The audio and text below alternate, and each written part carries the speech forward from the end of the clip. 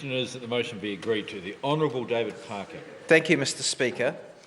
Mr Speaker, this is the only piece of legislation that comes before the House in respect of the South Korean Free Trade Agreement.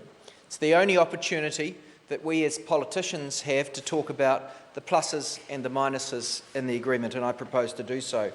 Mr Speaker, the Labour Party shares the ambition of the National Party to grow our trade and thinks that reducing tariff barriers to the entry of our exports into other countries is an important part of the government's agenda to improve trade.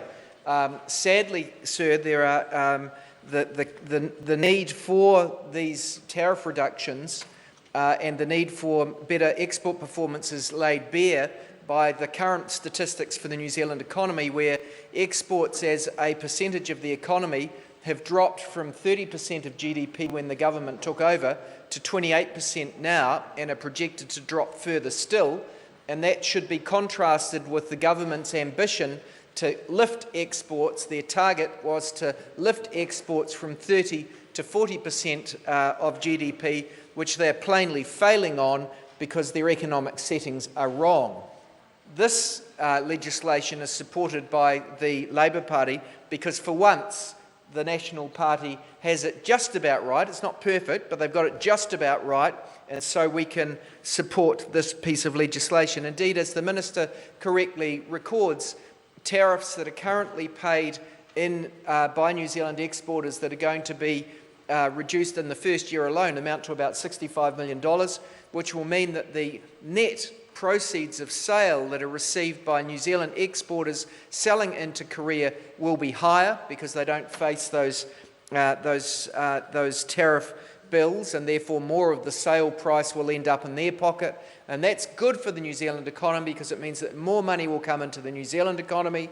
We'll be able to afford to buy more things from overseas as a consequence of the things that we import, and those businesses will be more competitive and will be able to expand and to afford higher levels of cost, including over time higher salaries and wages, and that's how an economy like New Zealand grows in value and prospers. So that's the reason why the Labour Party is clearly pro-trade, as evidenced by the most important trade agreement that we currently have, which is the Chinese Free Trade Agreement that was negotiated by the Honourable Phil Goff, who will take a call in this debate.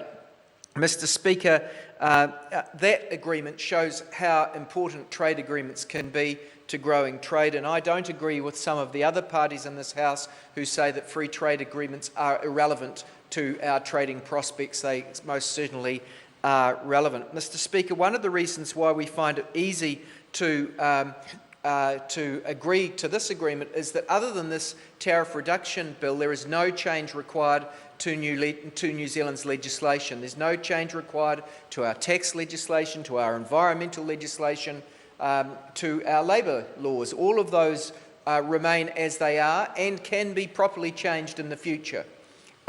We had good advice from officials in the earlier part of this process that confirmed that we could, for example, properly regulate for public health and safety, for environmental laws, for labour laws, for tax laws. All of those things are unaffected by this free trade agreement, and so the sovereignty of the New Zealand Parliament to govern in the interests of New Zealanders is not undermined in those ways.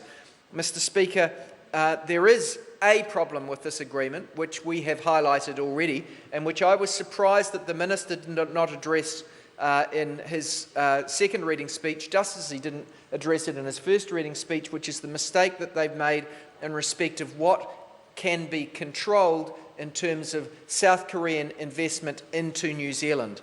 At the moment, the New Zealand government is able to change what it screens for. It can say, for example, that it wants to ban the sale of New Zealand's houses to overseas buyers. This agreement constrains that ability, and the Labour Party says that that is wrong.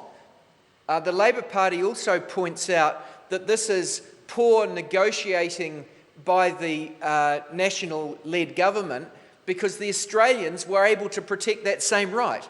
Australia does control who can buy their existing houses. They do so, including with South Korea, and are able to do so under their free trade agreement that was negotiated in recent years with South Korea, between South Korea and Australia.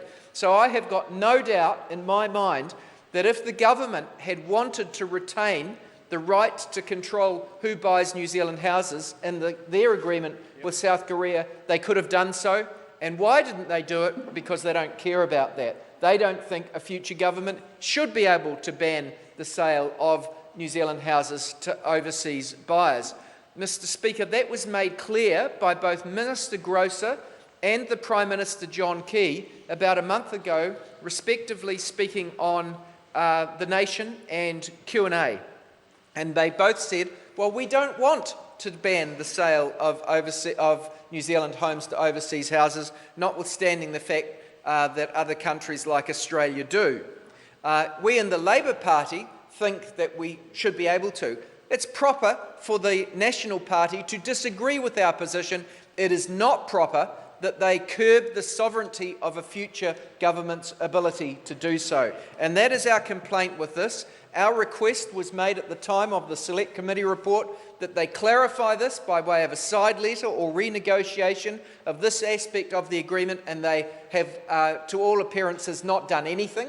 They haven't responded to the Select Committee. They've certainly given no signal that they're trying to do that. Now, what are the consequences of this? The Minister made reference to the most favoured nation clause in this agreement, meaning that if South Korea does something more favourable to another country, New Zealand gets the benefit of it. What he didn't say was most favoured nations agreements don't actually apply to goods, so they could have different tariff rates and that wouldn't flow through, but they do apply to investment protocols. I find that somewhat inconsistent, but that's as it is in a number of other agreements. What's the effect of that? Well, the effect of that is the same as it is under prior agreements. The most favoured nation agreement under the Chinese Free Trade Agreement applies to things that are given away by the national government in the South Korean Free Trade Agreement.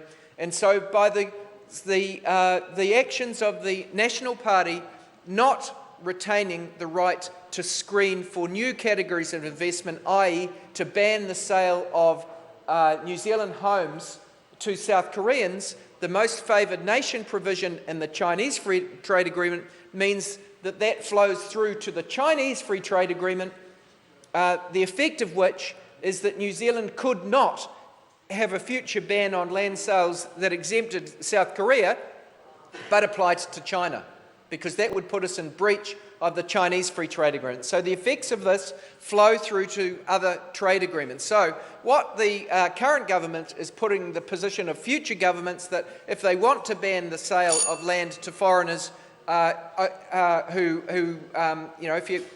we have the position if you've got the right to live here, you've got the right to buy here. We would, if we were banning that, have to renegotiate the South Korean Free Trade Agreement in order to avoid breaching the Chinese Free Trade Agreement. Mr. Speaker, we have 5 bottom lines for free trade agreements. It's true in respect of the proposed Trans-Pacific Partnership Agreement. It's true in respect of this agreement. Those conditions are farmers who've got to be protected. Corporations can't be able to successfully sue governments for regulating in the public interest. I've talked about that. We'd actually prefer in agreements with first world countries not to have investor-state dispute resolution clauses.